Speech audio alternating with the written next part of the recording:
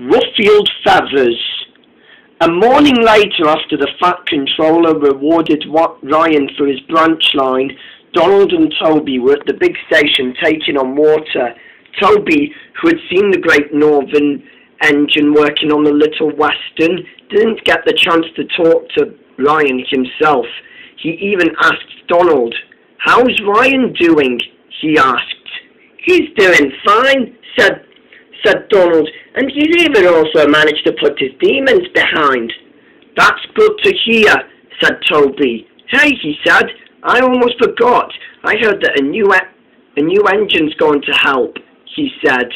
I think so," said Donald. "Didn't fash yourself, Toby," he said. "But by the way, I really hope that the engine will seem nice enough." But before they could continue chatting, they heard a whistle that sounded unfamiliar to them. There, coming towards them, was an engine they've never met before. He had been on Sodor twice and was now back to help on the Little Western. There was Kanan, the double tender engine. Pleased to finally meet you, Kanan," said Donald. "You're the one who started the secret tender club, aren't you?" "I'm Donald." "I can read nameplates, you know, Donald," said Kanan. "I'm not really that stupid," he said. This made Donald cross. "I ken what you mean," he said, but there's no need for you to shout at me like that," he scoffed. "Oh, really?" said Kanan. Well, I'm built to be really useful."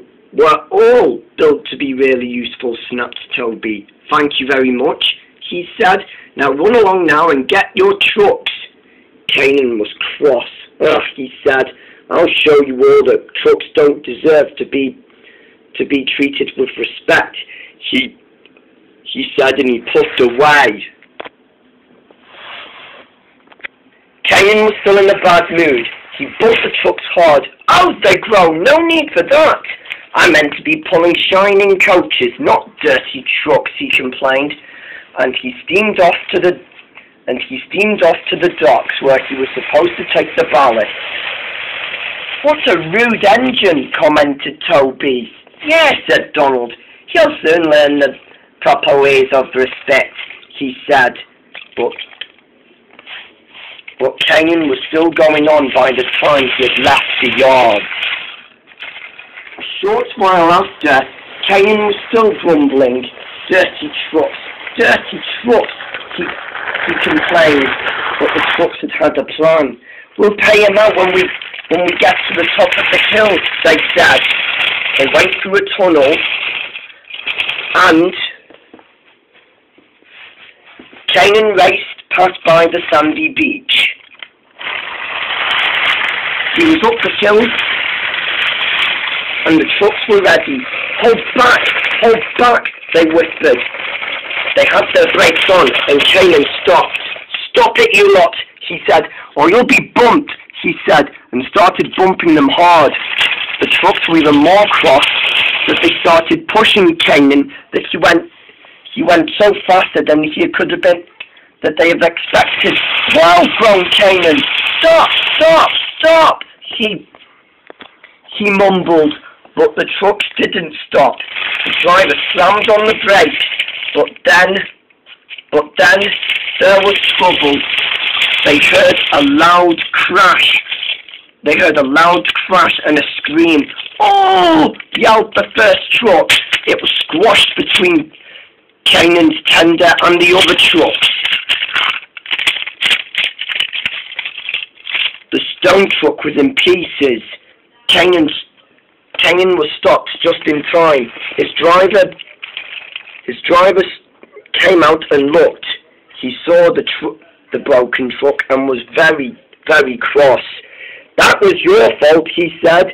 "You were bumping the trucks this morning. Now we'll have to call for help, and it won't be easy." Kanan felt ashamed.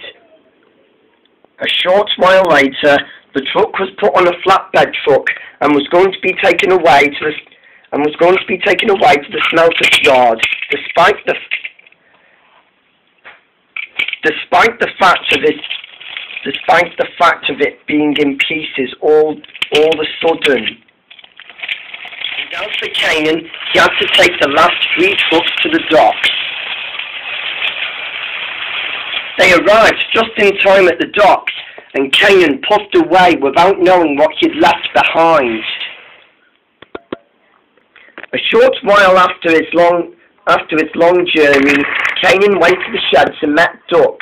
Duck soon had pleasures on Canaan. "Hello," said Duck. You really are Canaan, aren't you?" "Yes," mumbled Canaan. "And how would that be?" "Well, you are a double-tender engine," he said, "and you really are a smart one too." Canaan smiled at the compliment. "Well," he said, "that's why everybody thinks I'm a splendid Sight RB." "We're all splendid Sight RBs, you know," said Duck. "My name's Duck," he said. "Everyone used to call me Montague, but I prefer being called Duck." Canaan frowned at Duck. You wanted a name as a bird," he said. "What a silly way to end this storyline." Duck frowned crossly at Canaan. "As you may know," he said, "the Great Western Way is the right way. The wrong way is that you insult other engines." "I was pointing out a fact," shouted Canaan, "and there was no need for that," he said.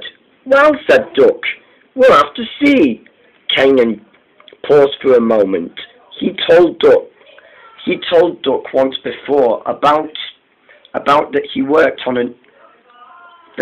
once worked at the other railway. "Interesting," said Duck. "Well, what a fact," he said. Just then the yard manager arrived. He had some urgent news. "Oliver has broken down," he said, "and I need an engine to take care of his passengers." "I'll do that, sir," said Canaan, but Duck was cross, although he was not trying to lose his temper. And so instead, Duck had to let Canaan make the choice, and Canaan puffed off. After that, Donald, who'd been listening all this time, saw Duck immediately and asked. Duck told Donald about this experience, while Donald was still listening quietly and carefully to what this was all about. A few moments later, the coaches outside the station were waiting. At last, Canaan backed slowly towards the coaches and gave them a friendly tap. He was very smooth with the coaches, but he waited impatiently for the passengers. "Come on," he grumbled. "Patience," said his driver. "We might be earlier, you know, or maybe Ryan might be late," he said.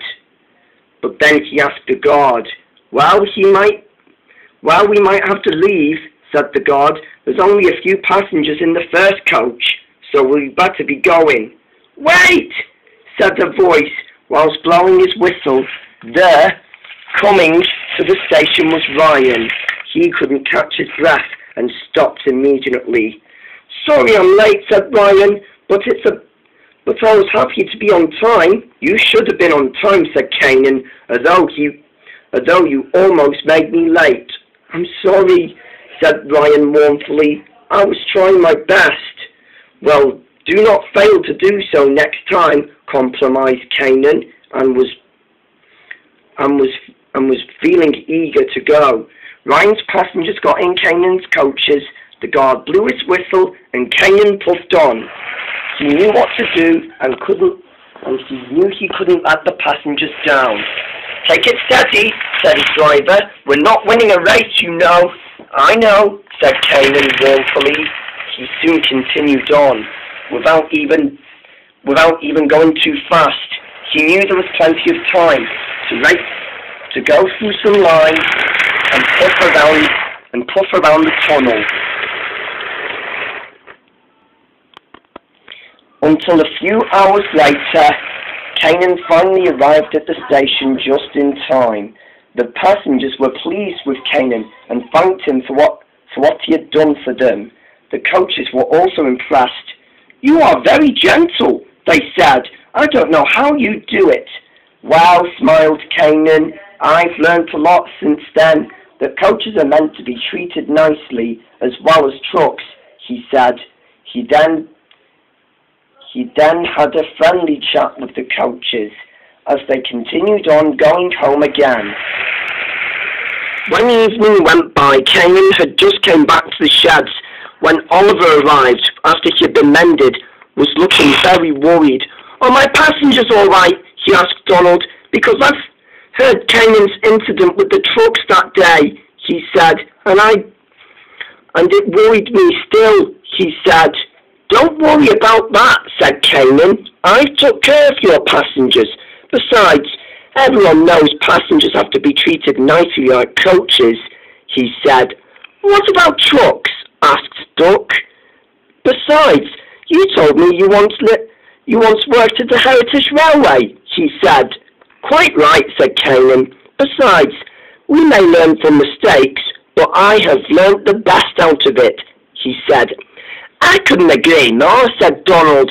"I can't believe that we could be friends with an engine who likes coaches but has a grudge against trucks," he said. "Come to think of that." "Well," chuckled Kanan, "that would have been for the few last weeks or months," he said, "or years, if you know what I mean," he said. "I wouldn't agree so," said the Heritage double-tender engine just said. Everyone laughed, even Kanan especially, who enjoyed his journeys even more and realized now that he was the most gentlest engine that has ever pulled coaches in his life.